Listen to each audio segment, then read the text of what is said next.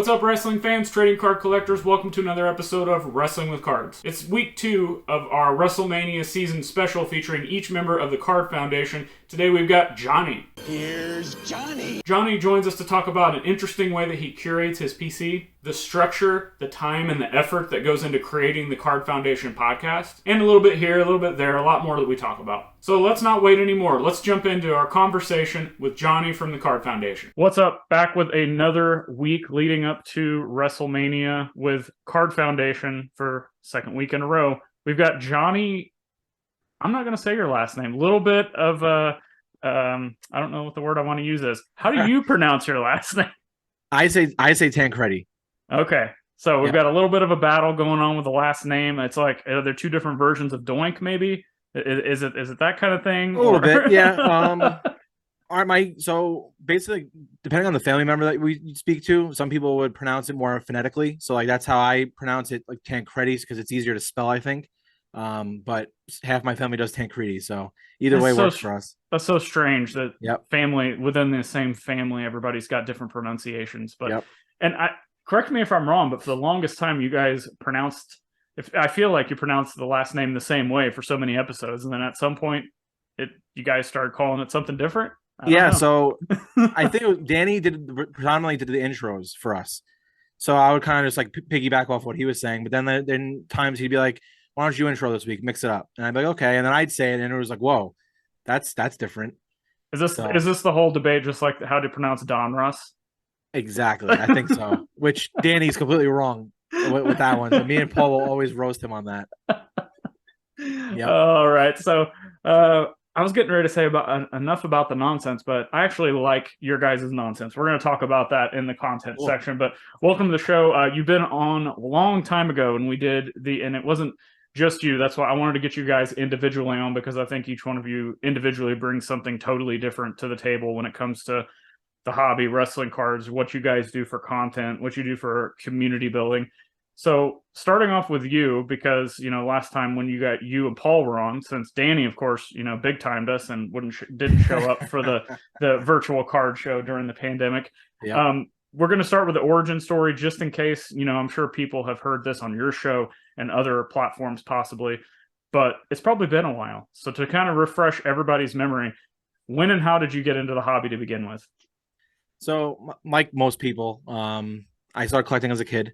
Both Danny and I collected when we were younger. Our father would take us to card shows on Long Island all the time, and he was a collector when he was in his teens and his 20s. So we kind of inherited some stuff from him, and then he'd take us around.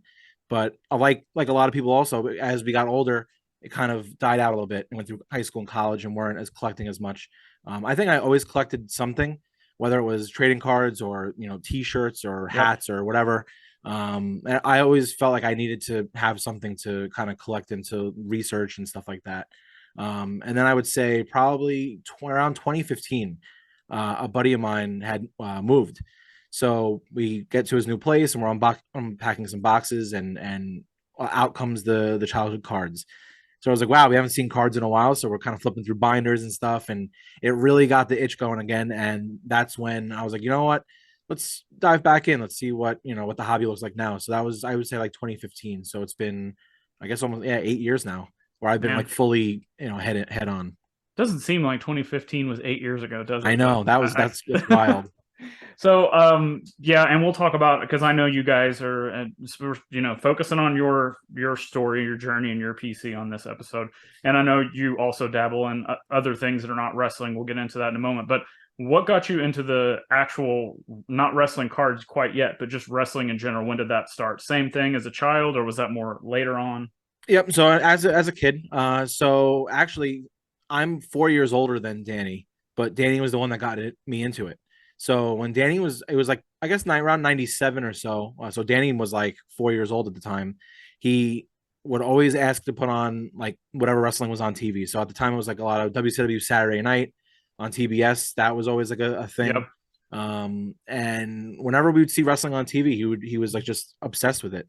And eventually I started just like catching on and watching it with him. And our first pay-per-view we ever saw was Starrcade 97. Oh, that's a good one. And then, right, exactly. Yeah. So I was like, wow. At the time, I was 7 years old. And I was like, okay, this is unbelievable. And then that led into the Attitude Era. So I would say around 97, 98 is when we like fully, got into wrestling.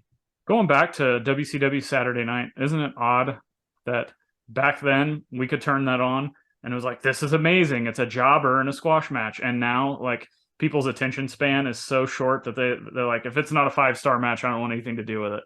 Oh, it really is. It's so crazy that any wrestling back then we were like, yes, and now it's just like, oh, I'll catch it later. I'll watch the highlights. Yep, take and it it for has to granted. be some crazy 5-star match like you said, just to even sit down and watch it. But back then it was like, oh, Lex Luger versus some guy I never heard of. I'm in. Yep, I'm in. I'm glued to the TV. Yep. So, and this is kind of reflecting for what you got when you guys talk about a lot of the talent in the wrestling cards. Like, when did the wrestling card bug hit you? Was it during that same time? Because as we know, Comic Images came out and with a lot of that stuff, and Topps had the WCW stuff. Or was it like, I think a lot of people like later on down the road that you discovered the actual wrestling cards, and then like how did you gravitate towards like wrestling cards over the other stuff were you collecting, or was it kind of just split and you were still just collecting all of it? So I would say back when in like the Attitude Era, we were getting wrestling cards. I want to say it was a lot of like the photo cards. I know that Oh Comic yeah. Images put out the photo Mm-hmm. cards for WrestleMania, and I think that was just like my mom buying us those when she'd go to the store because she knew we liked wrestling and she knew we liked cards. So it was like, oh, all right, let's maybe they'll like these. And I never opened any like the WCW stuff, or at least I don't remember opening it. So wrestling cards came later on within the hobby. I would say a year or two probably after I dove right back in. I started seeing more wrestling product at the LCS, and I was like, you know what? I love wrestling. Why not? This kind of makes sense. Let's give this a shot. And I knew like at the time, like Topps Heritage, they were doing autos and Yeah. stuff. So I was like, that'd be cool to kind of, get a couple of autos of guys that I used to like, or because I think I was more into cards than wrestling the product at the time. But I would still, wanted to collect the cards just for the nostalgic purposes. And then I think with that, my love of wrestling kind of came back, with the cards. So An interesting point too you make there, that you enjoy the cards more than actual wrestling. I honestly think that some of the biggest and best collectors of wrestling cards right now in the hobby are kind of in that, like, whether it's going back and going after Attitude Era, or maybe just Cody Rhodes with the huge resurgence, maybe they're just going after him.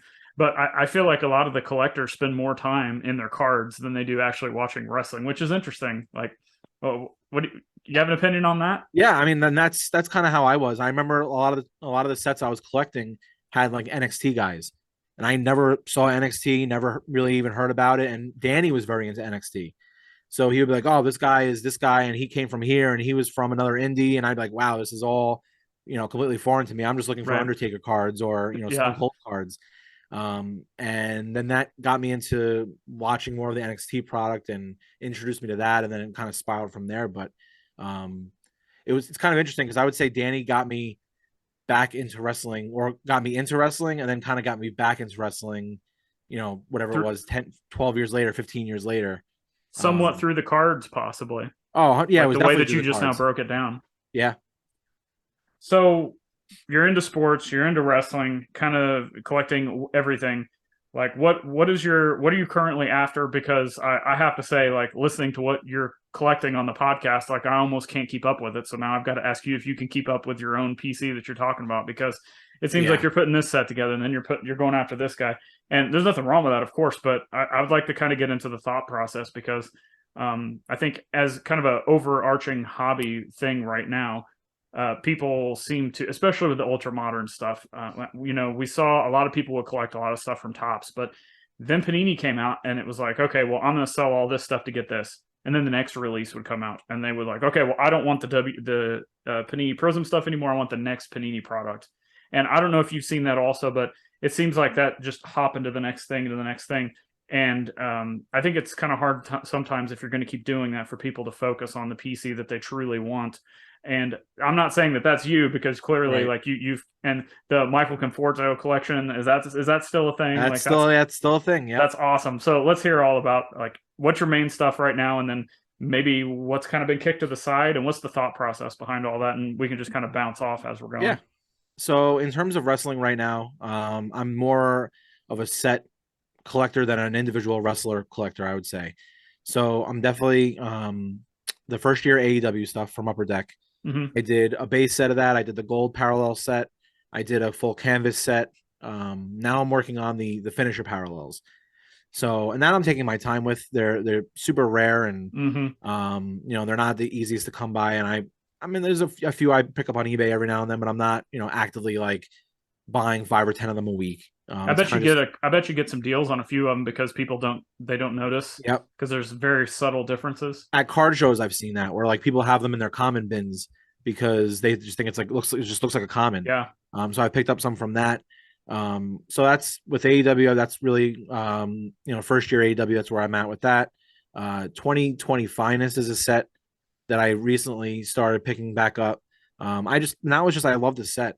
It was a set that I really gravitated towards within wrestling when I was like really full on, getting the podcast together and everything. Mm-hmm. So for me, it's a kind of just like nostalgic, and I figured it'd be cool to put together some of the SPs and the autos from that.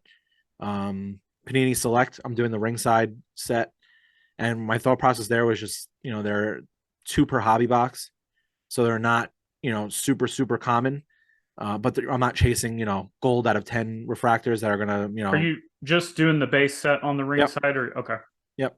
So, and I have a few, silver prisms and stuff like that I've just picked up from, whether it's a trade or something, and I'll hold on to those, but I'm not putting the whole set of, silvers or anything together. But, with that, I was just like, it's a cool, card to chase. That's not, going to break the bank in terms of like a rare refractor or something. Sure. And then trying to think, there has been a lot that I've kind of picked up here and there. And I think some of it just comes from like excitement. Mm-hmm. I'll see like you or Tony or someone within the hobby post something. I'm like, you know what, that looks cool. And my automatic process as a collector is go after the whole thing, go after the whole set, because it just, and I know that you kind of feel that way with your PC, and it gets kind of spirals. But that's kind of where I am in terms of like the set collecting that I'm doing. And that's interesting. Like you're not the only one. We'll talk about this. I see there's an interesting resurgence in set collecting. If you go back a few years, and still to this day, most of your I say hobby headline, but most of like the stuff that people talk about within wrestling cards, even just if you want to kind of shrink it down, is the high grade vintage or the latest Panini 1 of 1 release or a Prism Black, Prism Gold, all those sorts of things. But we're starting to see more people like everything you're talking about, like base set collecting, and that is a thing that is it's a lost. I won't say a lost art because people still do it, but the popularity around building out base sets has kind of gone by the wayside now. And a lot of the resurgence that I've seen has been like, okay, so you want to talk ringside select, maybe they want to try to get all of it of a certain parallel. Maybe they want to get the Attitude Era stars of that ringside in a gold that they remember. So maybe it's not the complete set, but they're putting together a run of it. So what do you think the mind, like for you, what made you decide that you want the full set as opposed to trying to get your favorite wrestlers just in any set or super collecting a specific talent? I liked the photography of the set in that instance. For an example, I love what they were doing with the different images, and there wasn't one avenue I really could pick. So I was like, you know what, instead of getting 75% of it, because then it's just going to drive me nuts that I don't have 100% of it, I might as well just commit to just doing the 100% at the time. And I do have that, like, I feel like it's an old school kind of mentality with collecting. I mean, I still have like a 1 subject notebook that I write all my stuff out, that I bring to my card shows, and I cross things out, and it's just, I don't know, I've always had that mentality as a kid, and now I'm like, as an adult, it's a little bit more organized, but that's kind of the mentality. Is just, if I went 50% or 75%, I knew I was going to do the 100 anyway, so I might as well just commit to it now.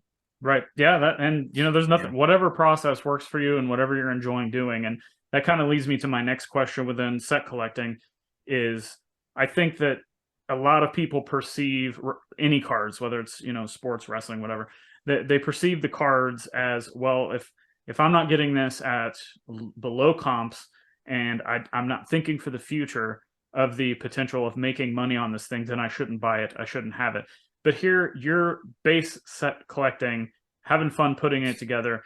What is the process from like a monetary perspective? Because I think, everybody collects different ways, and that's what I like to see. I love this discussion about set collecting. I've had this with Paul and Chuckster before, but not a lot of other people are just base set collecting. So what's your opinion on that? Because I think that is honestly what's kind of driven base set collecting away, is because people are like, well, I don't want to spend, $1 a card or whatever to put together 100 card set when, I can't get the resale value. I can't get the monetary value out of that. So what's your thought process behind that? So I'm a collector first, and I kind of just live by the collect what you like. And there's something I always tell people too is, if at the end of the day, if cards became obsolete and no one cared anymore about, monetarily, no one cared about cardboard anymore, I'd be okay with my collection just going through it the way I always do. And I always say, like, if everything changed tomorrow, I'd 100% be able to live with everything I have, because I just enjoy it that much, and I enjoy putting together sets. And I know it's not, not going to be worth probably much more than they are now in terms, because it's all base. Right. So there's a million of them printed, and although they're, some of them are inserts more short printed than others, but in terms of just like this kind of stuff, it's not golds out of 10. It's not anything super short printed where they could turn around and get, more value down the road. It's really just for me. It's something that I enjoy being a collector, and having that mentality of always having something to, chase and go after and do the research. And that's something that, I still do that when different new sets come out. I print out the checklist. I write everything that I need down in my book, and I kind of go through when I'm making trades with people, or if I go to a show, I'm always looking for, like, all right, I need this one. I need this one. It's also helpful that a lot of the stuff that I do collect, I'm not breaking the bank. Oh yeah. So I'm not spending, $500 a card 100 times and saying, oh, I don't care about, the money. If I was spending $500 on anything, I probably care a lot more about what the return would be down the road. Mm-hmm. But since half the stuff I buy is $1.75 anyway, a lot of times people throw them in as, thank yous or whatever. I'm like, all right, this is great. That's actually kickstarted some collections where I'm like, wow, I got, a couple good deals or a couple freebies. Might as well just kind of, prolong this and make this into a set. The throwing in the freebies, I was actually just going to mention that. I remember I ordered I don't even remember what the cross card was, but it was, I don't know, it's probably like a $20-$30 card. And inside the team bag, because, top penny sleeve, top loader, team bag on a lot of that stuff. In between sandwiched in between there, they had AEW base cards. There's probably like 10 or 15 in there. And I'm like, these are not throwaway. Like you just proved an example of how these are not throwaway cards to people. And it's just interesting that we're at that point in the hobby now where people, like, they just want the hits. They don't want anything else, which, I do enough volume and sell enough base cards in my eBay store to realize that people are buying these for different reasons. There's set collectors. There's people that are buying these base cards, taking them to conventions or indie shows, having them signed by the talent, which is an inexpensive and fun way to collect also. So, like, all these cards have a home, but it's just interesting that everything is not perceived that way. And I think some of your audience would probably, like, when you guys do your, what everybody purchased that week, when you listen to a lot of it, it's not base cards. It's high grade, it's rare stuff, autos. So it's interesting and refreshing to hear that you're a base set collector, and all this other stuff is just kind of outside noise. Anything else you want to touch on any of those topics I just brought up? Yeah, no, I think that's, and being a set collector within wrestling is definitely something new in terms of my collecting, because within like other sports, I've always kind of PC'd a player. So whether it was like Michael Conforto, you mentioned before, who used to play for the Mets. That was somebody that, like, I was every refractor, every parallel, every image variation. I was going after it all, because he was my favorite player, and I just super collected the way, like, carrying cross for you. Mm-hmm. And with wrestling, for some reason, I just found myself. I guess it's because I don't really have like a favorite wrestler. I was just going to ask that. A favorite. I just like, I love just all aspects of wrestling. Right. So it's like, instead of picking one or two or three people to go after, I'm like, well, I like what they're doing in NXT right now, and I like what they're doing here, and I love AEW, and it's like, it just made more sense to kind of just put together the whole set, and it could kind of appease my or scratch my itch for like the collecting aspect of it, just kind of putting all the sets together. So that makes sense. And like, I think, you guys talked about it as well that's pretty much everybody else. When AEW Upper Decks stuff came out in beginning of 2022, it just changed everything. We had so many people coming in that weren't collectors before, and maybe that's kind of what it was. Like they're such like staunch supporters of AEW that they're like, I want everyone in it. You know, they can't just pick and choose somebody like a lot of people in WWE or and actually indie cards are kind of the same way. Like they're just like, I want the whole set because I like the company. I want everybody in it. So I think that makes a lot more sense for somebody who just they can't quite pick who their favorite wrestler is, or they're like, yeah, Roman Reigns is my favorite, but I can't afford all the stuff out there of his. So that's a really good perspective. Two other things about your PC. Go back to the Conforto thing, and this is just kind of general collecting. Are you still buying his stuff? And I've always found it interesting when people are, and this seems to happen more so with vintage baseball and 90s basketball. And that's the people who are collecting these kind of oddball, like they were maybe big at the time, but they're not Hall of Famers. And like these are like diehard collectors that are just going after everything for that talent or that player. And that's, you know, I used to do that when I was a kid. That's always how I collected. And then when the whole prospecting thing that I've talked about that didn't really work out, maybe it did. We don't know yet. Jury's still out with Karrion Kross. That's what kind of fueled me to do that.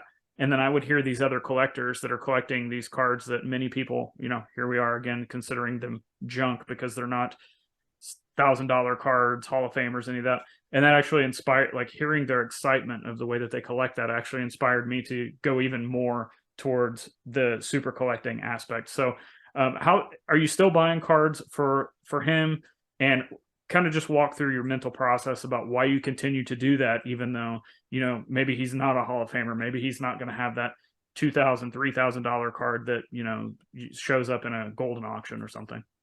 So, yep, I still am. And Nice. I love that I get to do it more now because, you know, for the last couple of years, he was out of the game and he was hurt. And then now he's not on the Mets anymore. So I was able to kind of hunt down a lot of those more rare cards that, you know, 4 or 5 years ago I couldn't afford at the time. Right. You know, reds out of 5 or 1 of 1s or, you know, rookie autos that I kind of stayed away from, you know, 2 or 3 years ago. Now I'm like, I'm getting them for, you know, pennies on the dollar. This is great. And I think it scratches my super collector itch that I have, where it's like getting every parallel or every refractor of all the different cards. Mm-hmm. And that's something I do like because I think it goes even further than the set collecting, because not only are you looking at a set, but you're breaking it down to the point of how many cards of that person per set per year, and it gets so nerdy. And Yep. I love that aspect of it. Yeah, so I'm still actively collecting him, and that's somebody from the get-go where it was like I never expected him to be a Hall of Famer or an all, you know, if it was an all-star, great. He was a player that came up at the time with the Mets where my fandom was really like at its peak.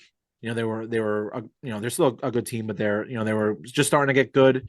They went to the World Series the year that he came up as a rookie, and it's like that it was like the perfect kind of combination for a player, a younger guy, homegrown. And I was like, you know what, this is the guy I want to go all in on. And yep, I'm still putting together, I'm still buying cards from, you know, 2016, 2017, and it's still fun.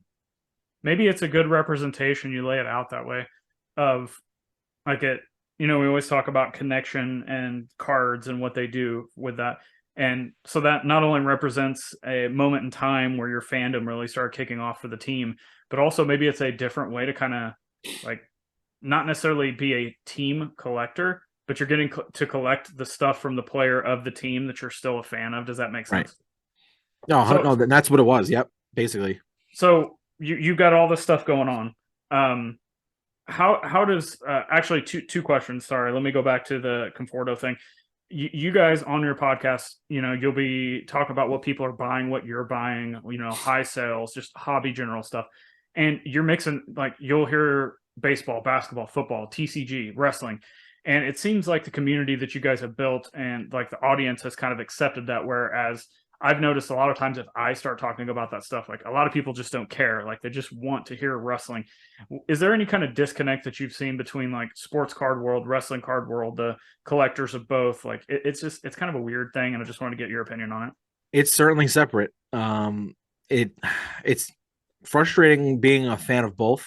Hmm. Not, you know, I just think it's two separate worlds in a way within the hobby. I think, you know, one of the things that really drew me into the wrestling card hobby specifically was how, you know, awesome everybody was for the most part. I mean, Yeah, you know, we both can tell stories about whatever, but sure. you know, for the most part, everyone was really helping each other out. And, you know, I talk about that, how like we know who everyone's PC is, and we all kind of help each other out with that PC. You know, someone like Tony is synonymous now with Dexter Loomis, and it's every time Hmm. I pull a Dexter Loomis card now, I'm like, up, wonder if Tony has it. You know, and I love that. I love that within the hobby, like, you know, Gelman and Becky Lynch. It's like people are synonymous now with their PCs, where in sports it's a lot harder to do that. You know, and of course, some of the bigger hobby people within basketball, baseball, football, certain people know what they collect, but they're just on such a bigger scale than, you know, than wrestling cards is. Sure. You know, but I think, you know, with sports, I think a lot more people that are fans of, say, basketball may be a fan of football as well. But Hmm. with wrestling, they're not necessarily sports fans either. So wrestling kind of had its own little corner I think where it works it's, the other way too, though, because like it may be a little bit more acceptable, and you guys have been going to shows yeah, more, so you would know. But you know, the last show I went to, I would ask for wrestling, and it was like, yeah, I have some, not very much, or I have some, I don't have it with me. But it yeah, seems like the answer, like they're not fully vested in, like people still will not put wrestling out there next to their Mahomes and Josh Allen and Mike Trout, but it seems like they're kind of coming around to it being as an accepted type of thing now. yeah. So I've actually been setting up at shows since, I want to say, like September or October, and I put out wrestling in my dollar bin, and it rarely gets looked at, if at Hmm. all. I mean, occasionally someone will like, oh, wrestling, and they'll thumb do it, be like, oh wow, Hulk Hogan, or, you know, Andre the Giant, or whoever. But you know, rarely get that asked specifically for wrestling. I think the only people that have ever really asked for wrestling are people that listen to the show that came to like say what's up, or, you know, whatever. So it's like, oh, okay, you know, that doesn't really count. I Right. know why they're here, but yeah, it's very rare that we ever get asked for wrestling. Interesting. So it's still as big as we've grown as a niche of the hobby. It's still a lot of work to do. But Oh, for sure. last question on your PC stuff Sure. is another thing that maybe wrestling card collectors don't typically like to do, and I guess I got to watch what I say here because somebody might get offended. But a lot of people like to buy these cards and hang on to them. They don't like to um, use the equity within their collection, and I'm not saying you have to do that, but I would like to hear how you kind of approach your hobby, because I talk about how I don't like to spend a lot of personal money on cards. I like to, you know, sell the stuff that I don't think fits the PC anymore, or just maybe I bought a lot to then flip into something to buy a autograph All Stars card that I've been looking for. That's, you know, $500 or something like that. That I wouldn't, like, you know, we said earlier, don't want to spend that much money on it just Right. out of your wallet. So how does buying your PC items? How do you operate with that? I mean, I do a lot of the same, like what you said, where it's basically just selling off the stuff that I don't want. And it's, listen, it's hard, you know, sometimes, where being a fan of so many different, you know, aspects of the hobby, whether it's baseball, football, basketball, F1, wrestling, whatever, Yeah. it's hard to not, you know, want to go to my LCS and be like, I'll take a box of that, a box of that, a box of that, because it's just, it's not realistic. Right. And, you know, I'm not someone who is going to go and spend, you know, $400 on a Roman Reigns, you know, whatever, patch auto from, you know, some crazy brand. It's just, it's Hmm. not how I collect. You know, so I would say a lot of the a lot of my PC is funded just by like flipping stuff that I don't necessarily collect. If I do rip anything, I'll hold on to the stuff that I like. I'll kind of let go of the stuff that I don't want. You know, a lot of the stuff that I do hold on to is stuff, like I said before. At the end of the day, if tomorrow none of this mattered, I would just love just thumbing through it and going through it. But that's why, like, at the a lot of the times at the card shows that we started vending at, that's a lot of the stuff that I just, you know, it's the stuff I don't really, you know, care. And what I like doing with that stuff is like marking it down to a point where it's like I'm not, you know, giving it away, but I'd rather someone who super collects that person get that card, you Right. know. So I'm not gonna beat them up for it, you know. It's like, if I, especially if I pull like a low numbered, you know, whatever, something out of 10 or a 1 of 1, it's like, all right, I need to figure out who the person that really needs this card is and how to get it to them, because there's a Conforto card out there that, you know, I know someone would do that for, you know what I mean? So it's Right. like that's kind of how I work. And if I can make a little extra to put towards something else, then that's great. Well, But and it's not to mention, let's say you open up a box of Chronicles, let's just say, Yep. and you pull a $10 auto in there. Well, if you're putting together base sets, that you could sell that $10 auto, you could take $5 for it, even sell it for half the price just to get rid of it. Like that could buy you 4 to 5 more $1 cards to go into the set. Like Yep. And that's just an easy way to think of it, and I just don't think a lot of people think of it that way. oh, 100%. And now especially with like talking about the stuff that I collect every week, people hit me up on Instagram or Facebook or wherever and just say like, "Hey, I heard you pulled that, $50, whoever auto. Would you be interested in trading it for 15 of the ring sides that you're looking for?" There Oh, you go. 1000%. Right. Send me over what you have. I'll make sure I don't have it, and let's do the trade, because it's not about money at that point. It's stuff that I know I'd go and buy anyway. Yep. So if it's just saving me from having to go on eBay to pull the trigger, 1000%. Yeah, getting do it the trade. all in one shot in one lot, and don't have to individually look for shipping and pay the shipping and all that stuff. Yeah. And it's, for me, it's it's easy. I remember mentioning a Becky Lynch card that I hit in Finest. I opened one box of Mhm. it, and it was like, I think it was a gold auto out of 10. Might have been the black. And Gelman hit me up, and he was just like, obviously I need this card, blah blah Right. blah. And I was like, listen, tell me what you want, and it's yours. What's fair? I don't know the market. You're the pro. You told me a fair price was done. It'll be in the mail tomorrow, and like that's kind of how I operate. I'm not. I need to make sure that card gets into his hand, because I know he's the one who really wants it at the end of the day. So Well, and I've always said this too. Like, if if you pulled that card and you're not interested in it, and you know that you can take whatever money you're going to get for it, whether it's above comps, below comps, like who cares? If, right, if you're going to get some money back in return for that you can then just buy what you want, like it's a no-brainer decision to just keep doing that. 100%. So we talked about how talking about what you're looking for or what you're buying or selling or what you have for sale on the podcast has kind of led to people buying, selling, trading. And I believe Brett McGrath is the one who coined the phrase of producing content is a hobby hack. And I couldn't say that more. Like, that is the most accurate statement I've ever heard. So let's talk about the show. You guys I'll let you kind of talk about, you can pick whatever starting point you want. You guys talked about, you and Paul talked a little bit about it when you were on doing the run-in for our virtual wrestling card show that we did. So take it wherever you want, how it started or who came up with it, wherever you want to go with it. So Danny and I had a show that was very similar in content, called Caught Looking, but on the baseball side. So it was basically Card Foundation podcast, but just all baseball related. So we talk about the upcoming baseball releases, the games, everything kind of intertwined in that way. We did that for, I want to say, like a year and a half. And it just kind of was dying out a little bit. We were just like, weren't as interested in doing a baseball, Let me ask a question on that. Sure. At the time you guys were doing that, because I don't know, like I don't hate baseball, but I don't collect. Like, I'll pick up some vintage stuff here and there if there's something I connect with. But at the time you guys are recording this, is there a lot of strictly baseball podcasts out there? Because like for the hobby, because right now I feel like a lot of the sports card content that's out there, it's not really a specific sport. It's kind of like everything. So and that's from just the baseball perspective, is there a lot of those out there when you guys started this? not really. Interesting. There really wasn't. Like, it was, you'd get a baseball show talking about the actual game. You'd get hobby related content, but you didn't really get many shows that just spoke about baseball related hobby content, specifically. Right. And that was kind of like the niche that we liked, because no one else was really doing it, and That's it was weird. really That's weird that it wouldn't, like, baseball card. When you talk about card, oh, I collect cards. Oh, you collect baseball cards. Like, baseball cards are like kind of the backbone of everything, because it's just what it is. Right. And it's so hard to believe that there's not more strictly baseball card hobby shows out there. Yeah, and so that for us, it was like, okay, this is kind of like where our niche in the hobby is. And we were collecting other things, but I think baseball was like our passion.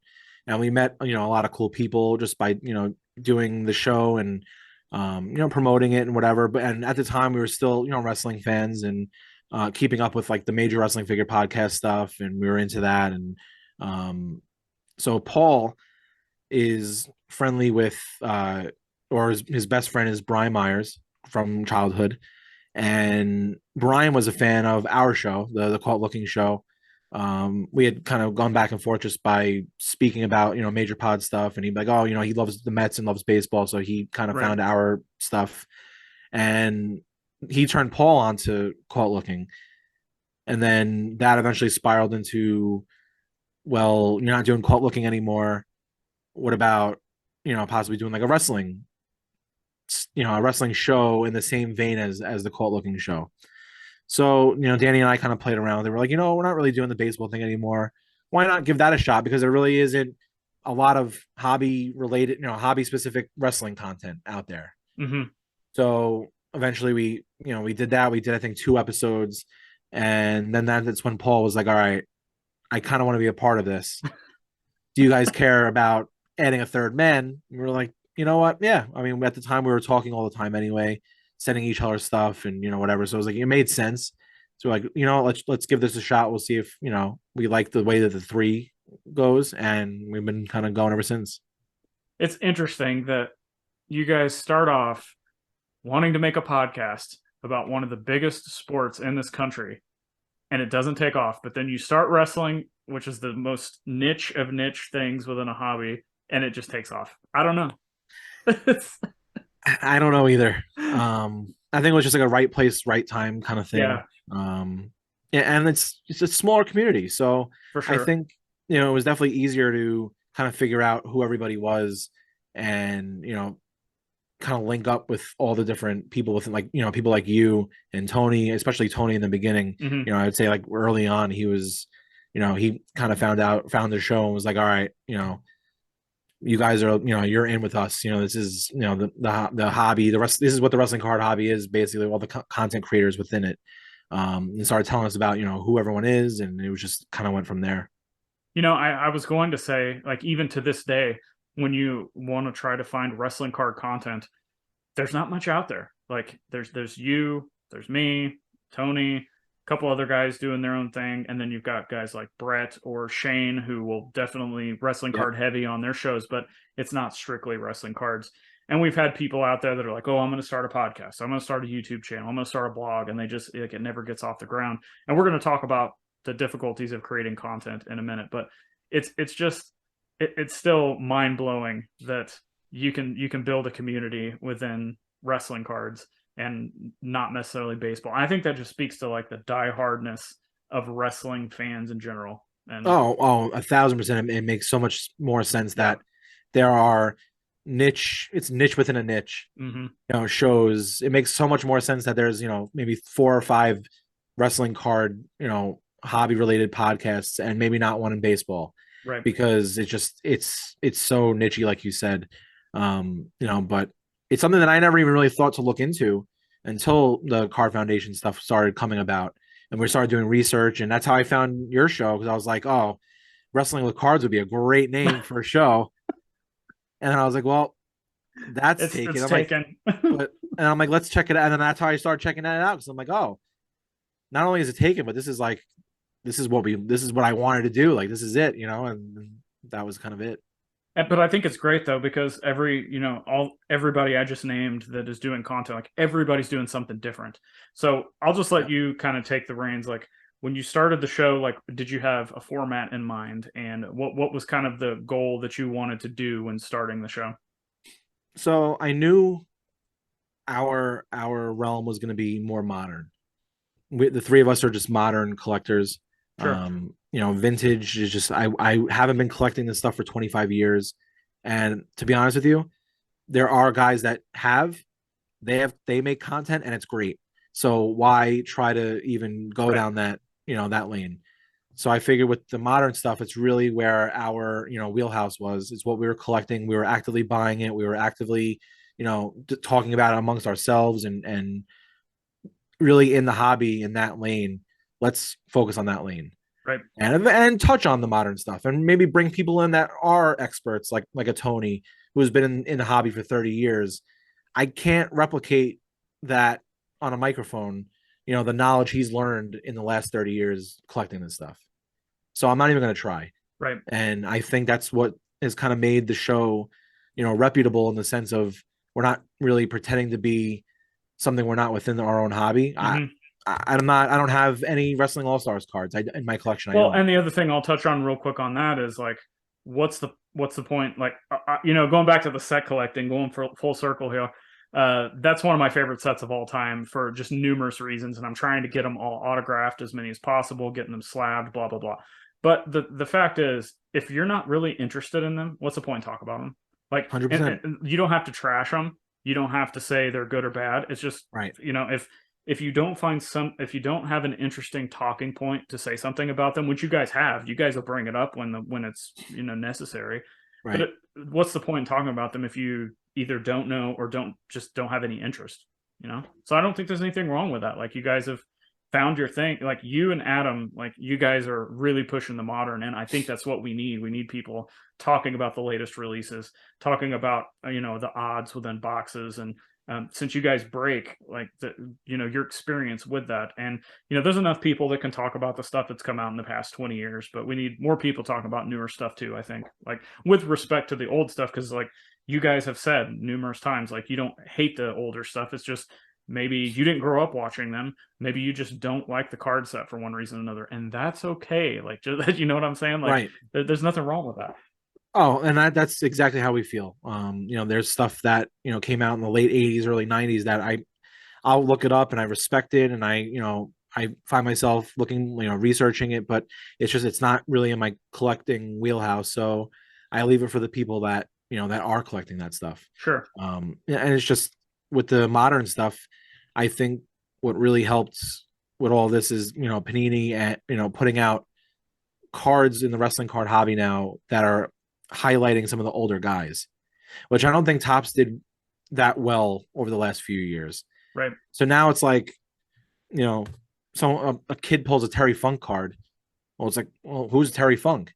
Well, this kid's about to get his mind blown, because Yeah. he's one of the greats, but he probably never would have, learned about him otherwise because Topps wasn't putting out a Terry Funk card, So with Panini putting out some of these, cards of older wrestlers or older generations, I think it's even helped us kind of say, well, okay, this is this Terry Funk card is the first Terry Funk card in however many years. Let's go back and see when the last one was. And it's kind of made us look back into more of the vintage stuff because Panini's now putting out some of those, more vintage guys.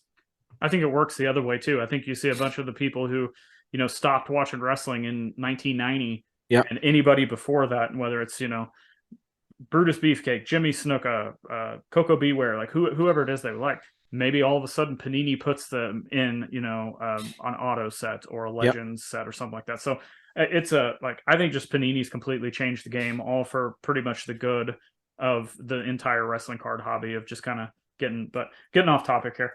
So the structure and putting together content, like maybe we're not seeing more content creators because both of us know how much of a grind it is and what goes into it. So I'll let you take that wherever you want, just kind of structuring content, putting it together, kind of doing everything behind the scenes that goes into what people can hear every week and provide them with that entertainment. So I think the way that I kind of produce the show, and that's kind of where my main job within the podcast is I do all the show notes every week. I lay out all the segments. So card corners picked by me every week. I'll kind of, pick ideas for like questions and stuff like that. And I lay out the show format. So basically you're Vince McMahon and we've got Mantar and Tugboat kind of coming in. 100%. Yep. That is it.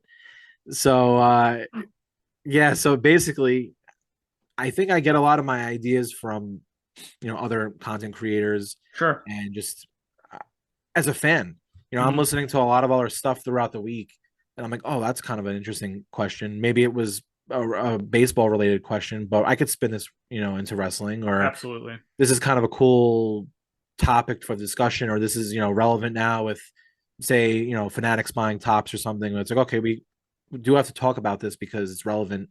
And, I kind of put all that together throughout the week. I lay out the show basically how I would want to hear it as, as a fan. I try my best to just kind of make an entertaining, show, make sure everything kind of flows. Which we're actually just talking about that because, we're now on to 109 episodes and we've had the same format basically for the last 109. So, we're thinking about maybe mixing it up, adding some new segments, maybe, putting things in the beginning instead of the end or whatever, just to mix things up. But it's all just ideas I get from, listening to other people's podcasts, YouTube videos, or, just whatever. How much time are you guys putting into this? I know, like, it's, especially on the video side of it, Yeah. because there's so much editing involved. And there's probably, I don't, maybe there is. I don't, like, anytime I'm editing Worlds Collide podcast or my own podcast, the audio editing seems to be like next to nothing. Yeah, it's not compared to much. video.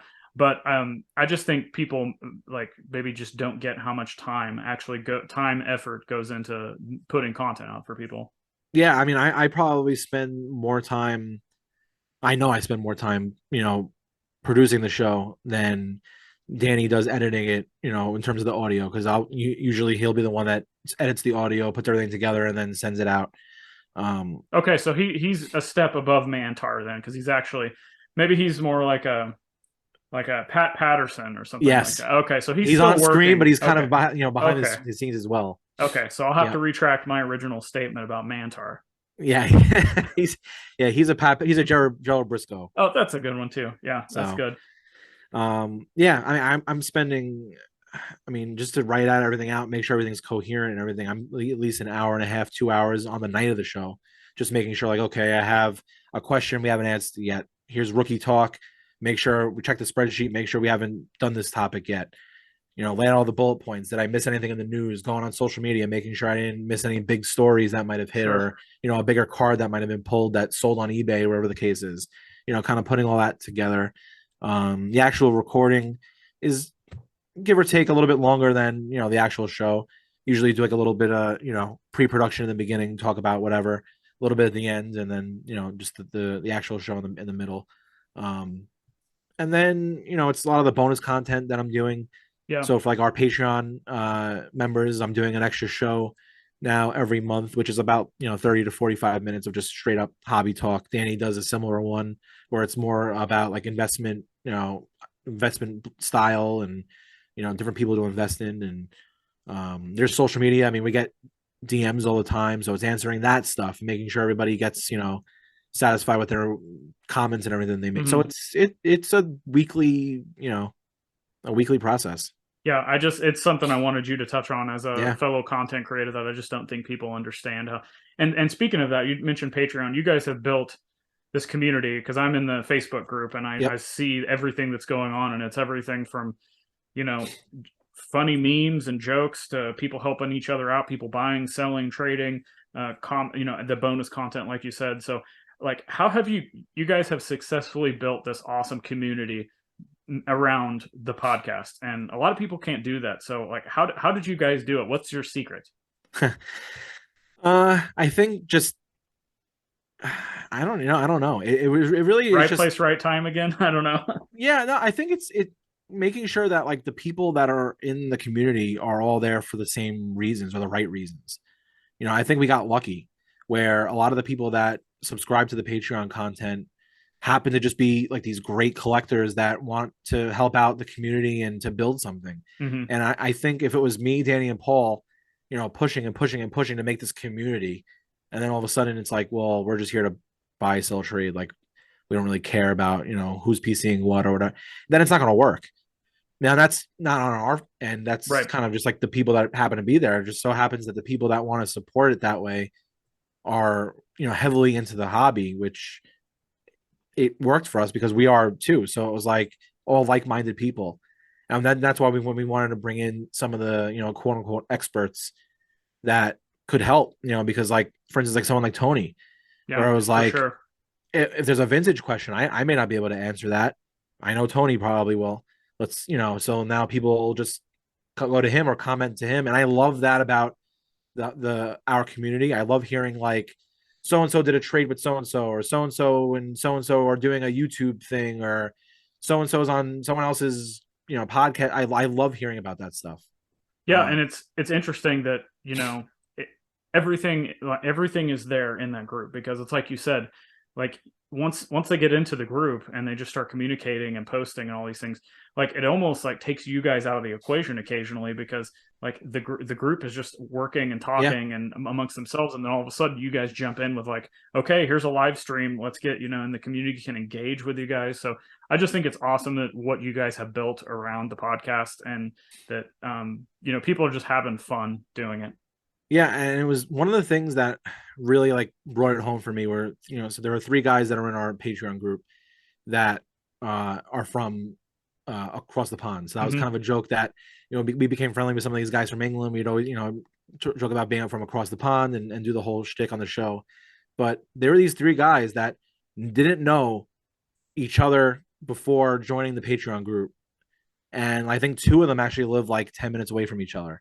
Collected wrestling cards forever, never knew that they existed, and now they have a show that they do twice a month about wrestling cards in the UK scene, and it's because they joined our Patreon, whatever it was, a year ago, and met through that. And it's like, for me, I can hang it up at this point. Like, that's what I wanted to get out of that. I wanted people to be like, you know what, I never knew this person, and now I'm friends with them. And we've had people that are like in Canada that now do card shows together because they're like, wow, another guy in Toronto that sells wrestling cards. We're going to meet up. And we've had people do that. And it's like, that's the community I want to build. And I'm sure that, like, I don't know, maybe you have numbers or whatever, but I'm sure you've had people that didn't even collect before, and maybe they got into the group, or maybe they listened to your podcast. So all of a sudden they're diehard wrestling collectors now. Yeah, we've had a couple people that were just like fans of, the content, that maybe they were like, you know what, I may give this wrestling thing a shot. And I think that's actually a pretty good compliment to receive. Is I don't collect wrestling, but I like how you guys are so passionate about what you collect that it makes me want to be a part of the community. Yeah, for sure. And that's something that, again, it's like I'm good with, here, stuff like that. That's what I want. That's what I wanted out of the community. That's what I wanted from the show. I never wanted this to become, some crazy, corporate driven, whatever. Sure. Yeah. I just love talking about wrestling cards. If you have Danny on there, you can't be having corporate sponsors anyway. You guys get yanked real quick. That's out the window. Yeah. All right, a couple more questions before I get out of here. Yeah, sure. So since, again, we're leading up to WrestleMania throughout having all of you guys on the channel this month. So what is a piece of your PC item, or something you own, a collectible? It could be a figure, a card, whatever. What's something that kind of ties back to a specific WrestleMania moment for you? So I have 2 that I thought of for this. So 2013 Topps Best of WWE. They put out a subset within that set highlighting WrestleMania 29, which was in New York at MetLife, and it was the first WrestleMania I ever attended in person. Awesome. So when that set came out, I was like, this is a no-brainer. I have to commemorate this, event that I went to. So I ended up picking up a bunch of the relics from that set. I think there's like everyone basically got one: Ziggler, Undertaker, Triple H, who are, everyone that was basically on the card. So I picked up a bunch of those because that Mania meant a lot to me, just being there. Right. And finally, watching all of these my whole life, and now it's like finally attending the show, and I wanted to commemorate it within cards. The second one is actually those photo cards from Comic Images that came out. I think it was 1999. For 2 reasons. That was like my pinnacle of like WWE fandom as a kid. I would say 98, 99, WrestleMania 14, WrestleMania 15. WrestleMania 14 still probably my favorite WrestleMania of all time. Was my first. And it was like Austin beating Triple H with Mike Tyson as the special guest enforcer. Like, that was like 8-year-old me, my head exploded. That was like the coolest thing in the world. Stone Cold Steve Austin was God. And I remember collecting that set as a kid, but also being really fascinated with like some of the old images of the older WrestleManias. Sure. Because it was a set that kind of highlighted all the manias before, it was like probably 15 and backwards. So I remember seeing like WrestleMania 13 with Austin all bloody from the match with Bret Hart, and I was like, wow, such a great match. What is this? I think that's probably my favorite match of all time. And, it got me to learn about who Hulk Hogan was, who Andre the Giant was, who the Macho Man was. And it was a very important set as a kid to eventually kind of gear me towards where I am now. So I have to say that. Man, teaching wrestling history through cards, I love it because, Yep. like, I still will keep up with the modern wrestling product, but I just, I just cannot get into it like I did ECW or like, No. when a lot of people hate it, but like new generation era WWF, like I Yep. love that stuff. And, we already talked about WCW Saturday night. So maybe, like you said, Panini putting out the Terry Funk card, maybe somebody goes back and checks out some of his stuff from, the really, or like the 70s or Japanese stuff or ECW, of course. And one other thing that you mentioned, the relics, like I think that in my opinion, that is the specific way that people should go about collecting relics. A lot of people think they're useless and they're filler cards, but you just put an example of why they're important to some people, because Topps did an okay job, I would say, and Panini's done a decent job of specifying where this was at this event, or this was worn here. And I think that could have a lot of like ramifications for other collectors out there that can be just, maybe they didn't want to pick up something at the merch stand that night, but now they can go back and buy this card, and they're like, oh, I was there. So, and that is me, as a collector, because I'm not the guy that's going to go to, say, WrestleMania 29 and buy the t-shirt and wear the t-shirt. It's not the fan I am. I'm not going to buy the hat or the foam finger or whatever. So coming home and saying, oh my God, this card set is from the WrestleMania that I went to, I need to commemorate this somehow.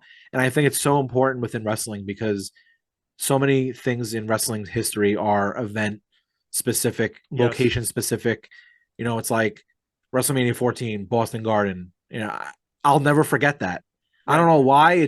I'll always remember that WrestleMania was in Boston.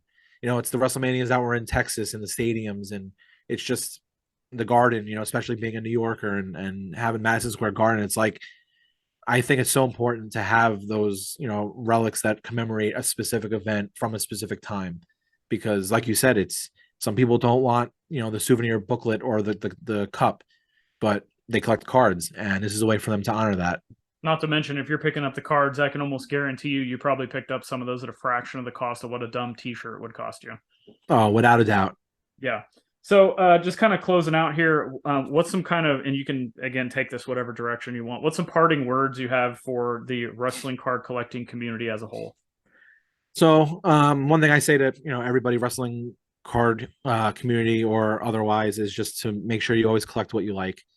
That's really important to me. It's don't fall into the pressures of having to buy into a certain set or a certain product because that's what everybody else is doing. If you love Prism, buy Prism, but don't buy Prism because everybody else is doing it. Right. Collect what you love, and if that is brother love cards, it's brother love cards, and that's cool, and you should show that off, and you should tell people about it, and not be afraid to show off your collection. Yeah, 1,000%. That's something that I think is really important now, especially with the age of social media and content. I mean, you and I both do podcasts, and it's something that I think most people, if they tried hard enough, they could do. But I think showing off that collection and just contributing to the hobby that way is such a great way to to be a part of the community without having to make a show or to go that extra step.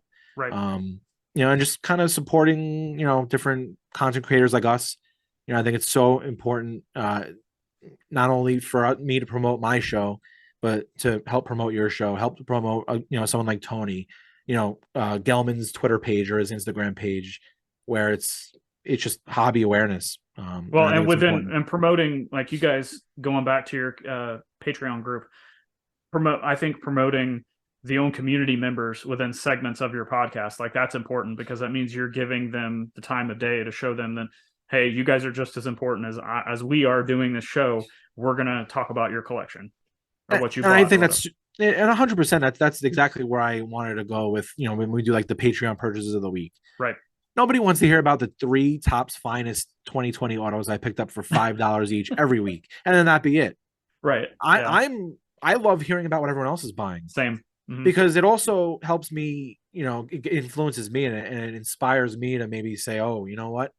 I don't know if I would have started a Finest set or an AEW finisher set if it wasn't for someone like you putting together all the carrying cross cards, or Tony saying, I need every every card for his PC. I don't know if I would have done it, but I get inspired by what everyone else is doing.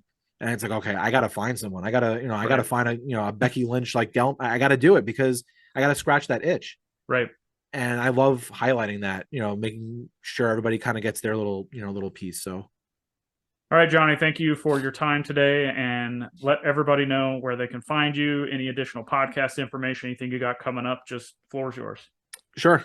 So thank you, obviously, for the opportunity to, speak to you. It's always a pleasure, getting to chat about wrestling cards and to do this. I had to get all of you guys, we had to, break up the NWO and get each single member in here on the channel. Which no one has done, and I've secretly wanted someone to ask.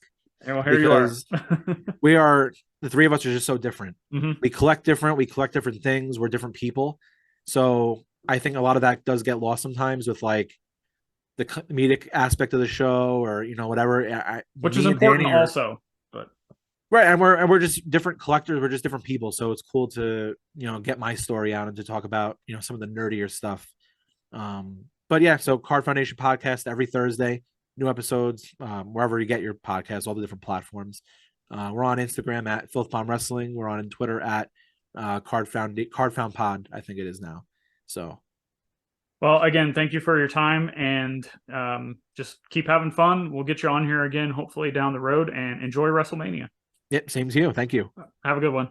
You too. Thanks again to Johnny for coming on the show today to talk all things Card Foundation, wrestling cards, and the hobby. Hope you got some value out of this and different ways of collecting and thinking. If you haven't already, check out Card Foundation podcast. Check out all their social platforms. Check out the Patreon group. Links to all that will be in the show notes. And while you're in the show notes, check out all the links to the other ways you can help show your support for my content. Links to my eBay store, Patreon, the podcasts I do, social media, and much more. And until next time, which will be the third and final week, some may call the main stage, featuring Papa Bear, click the videos on the screen for more great wrestling card content, and I'll see you next time.